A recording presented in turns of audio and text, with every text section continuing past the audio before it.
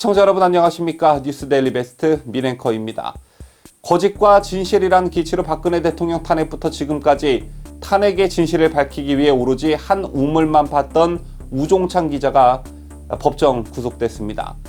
우종찬 기자가 받고 있던 혐의는 정보통신망법 위반 명예훼손 혐의였는데, 우종찬 기자는 최강욱 전 청와대 공직기강 비서관이 김세훈 부장판사와 서울대법대 86학번 동기이고, 최 전 비서관은 자신의 석사과정 지도교수이자 학과 선배인 조 전 장관과 가까운 관계라는 점을 들어 당시 세 사람이 함께 식사를 했다고 의심해왔고, 2018년 3월 자신의 유튜브 채널에서 조국 당시 청와대 민정수석이 최서원 씨 1심 선고 직전인 2018년 1월에서 2월 초 사이 국정농단 재판 주심 김세훈 부장판사를 청와대 인근 한식 음식점에서 만나 식사를 했다는 그런 제보를 받았다는 내용을 방송했습니다.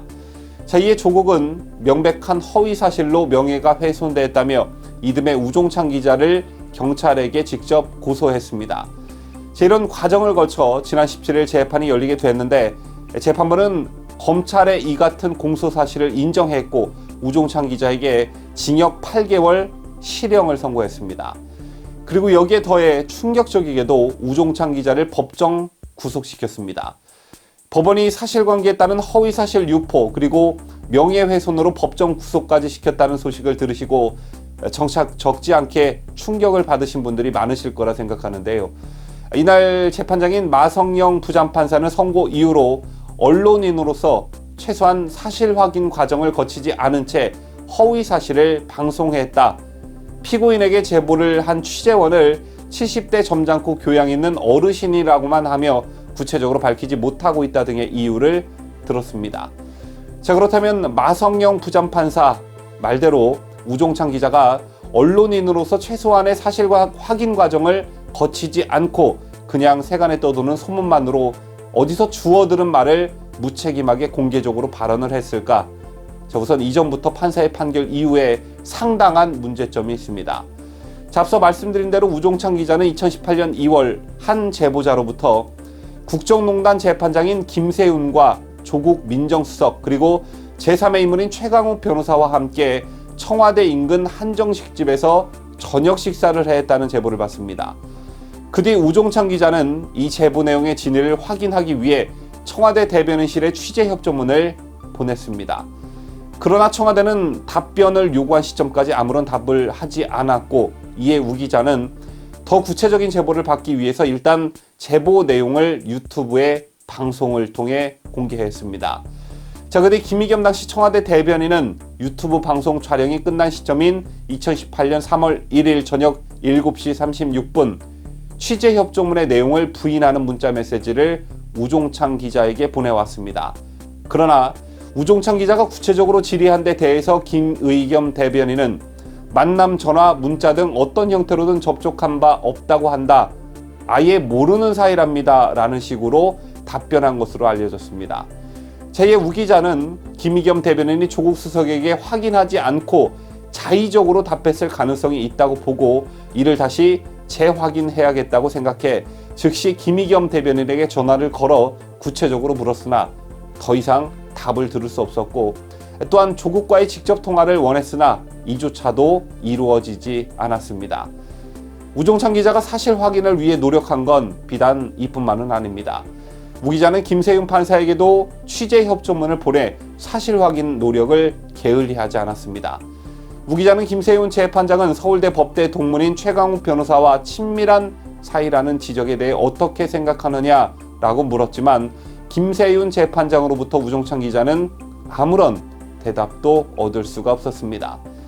이와 같은 사실들을 우종찬 기자 측은 재판부에 피력했으나 재판부는 이러한 우 기자의 사실 확인 노력을 알면서도 최소한의 사실 확인 과정을 거치지 않았다면서 실형을 선고한 것은 물론 그를 법정 구속시켰습니다.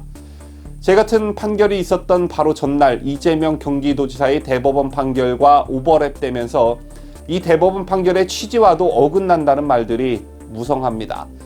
대법원은 이재명 경기도지사에게 무죄 취지의 파기환송 결정을 내리면서 표현의 자유를 강조했고, 세부적으로 진실과 차이가 나도 허위사실 공표라 볼 수 없다라고 했습니다.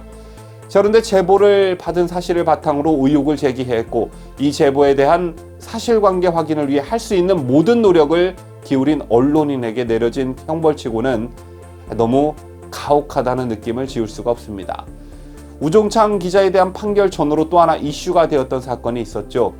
국회를 방문한 문재인에게 신발을 벗어 던진 시민에게 경찰이 구속영장을 신청한다는 건데, 경찰은 이 시민에게 공무집행 방해 및 건조물 침입 혐의를 적용했습니다.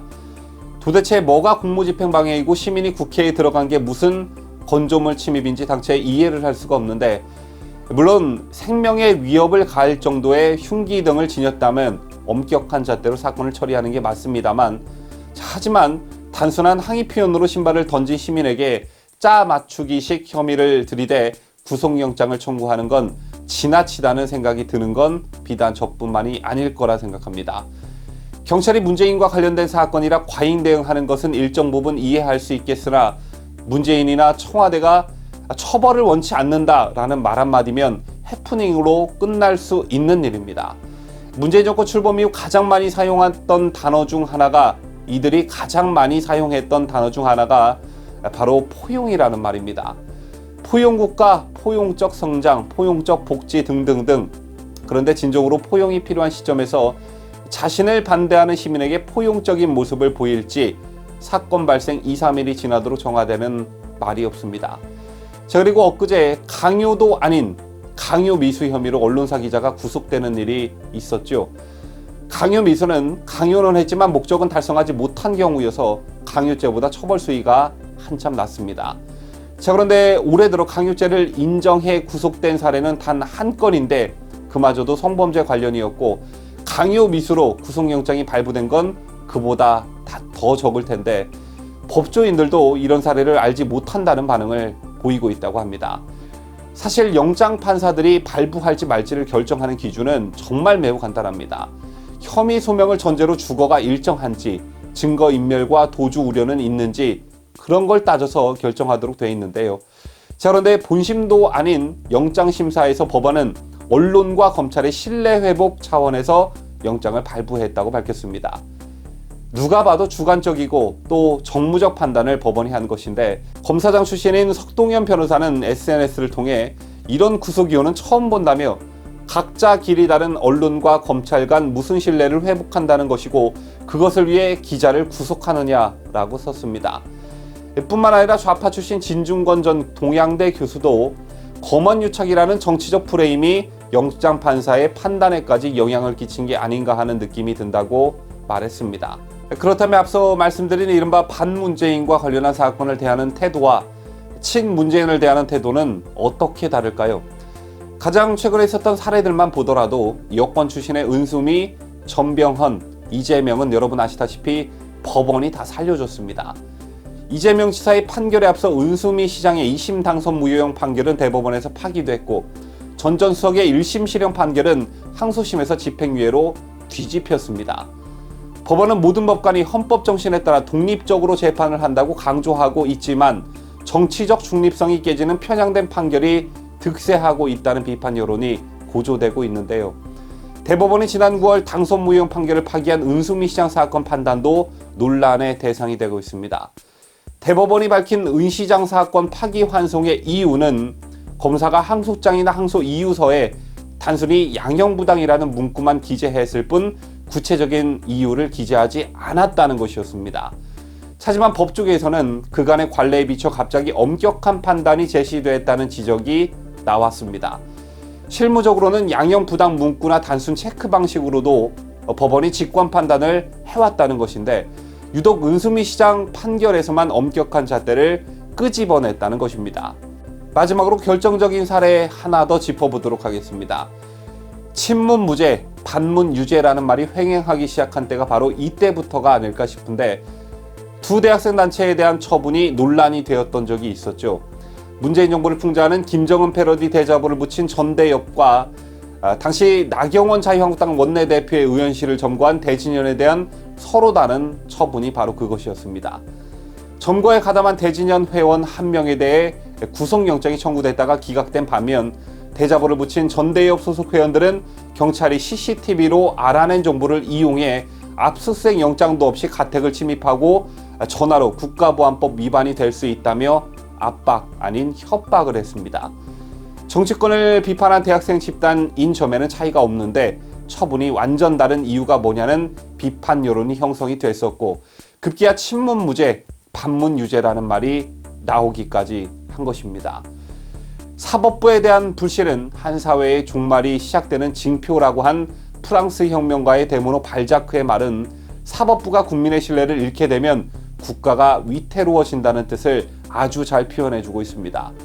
어떠한 국가 권력도 주권자인 국민의 신뢰를 잃어서는 제 기능을 발휘할 수 없겠지만 특히 사법부는 더욱더 그러합니다. 법관이 재판의 독립을 지키는데 가장 강력한 무기는 바로 국민의 지지와 신뢰이기 때문입니다. 만일 재판을 담당하는 법관이 신뢰를 받지 못한다면 사법부는 그 존립 기반을 상실하게 될 것이고 이루 말할 수 없는 사회적 혼란을 야기시킬 겁니다. 그런데 우리는 지난 21대 총선에서 전현직 판사들의 잇따른 총선 출마를 지켜봐야만 했습니다. 소위 사법농단 의혹을 세상에 알린 이탄희 전 판사도 민주당에 영입이 됐고 이수진 전 판사도 같은 당에 들어갔죠. 뿐만 아니라 그 전엔 김영식 전 부장판사가 퇴직 3개월 만에 청와대 법무비서관으로 직행하는 일도 있었습니다. 좌파 성형 판사 모임 출신인 김 비서관은 판사 시절 사법부 독립을 주장하며 양승태 대법원 공격에 앞장섰던 그런 인물입니다. 자, 그러던 그가 법복을 벗은 지 3개월 만에 청와대로 자리를 옮기게 된 것입니다. 제처럼 지금 이 시간에도 본인의 정치 성향을 겉으로 드러내고 있지는 않지만 팔은 안으로 굽는다고 또 본성은 감출 수가 없는 것처럼 얼마나 정무적이고 정치적인 판결들이 난무하고 있을까요? 법복을 입고 다니면서 정치를 하는 또 정치권의 눈치를 보며 판사 이후의 인생을 꿈꾸는 이들에게 국민 여러분들께서 경고의 메시지를 보낼 때가 되지 않았나 생각합니다.